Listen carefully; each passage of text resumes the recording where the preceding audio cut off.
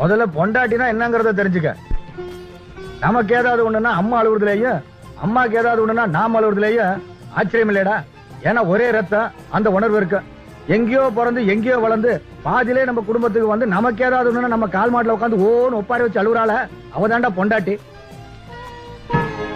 Computer காலத்துல கூட கழுத்துல இருக்கிற மஞ்ச கைத்துக்கு மரியாதை இருக்குதுன்னா அதுக்கு காரணம் கட்டினவ இல்லடா, கட்டிக்கிட்டவதான்.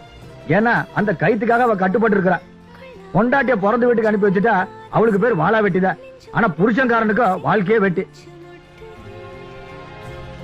10 பேருக்கு மத்தியில ஒருத்தர் நெத்தியில ஒருத்தன் பொட்டு வச்சுட்டாலே அவன் 4 பேர் மத்தியில நியாயம் பேசுறவன் ஆயிடுறான். அப்புறம் அவன் வீட்டு நியாயத்தை 4 பேர் வெளியே பேசினா அது அசிங்கம் ஆயிரம். அவன் ஆம்பளையும் இல்ல. பொண்டாட்டின்றவ புருஷன் பக்கத்துல இருக்க நெருப்பு மாதிரி. அடுப்பு எரிக்கலாம், விளக்கு எரிக்கலாம். ஏனோ தானு பயன்படுத்துன்னு வச்சுக்க, அது ஒன்னே எரிச்சு போடும், ஊட்டே எரிச்சு போடும். இல்ல தெரியாம நடந்துக்கிட்டேனுங்க.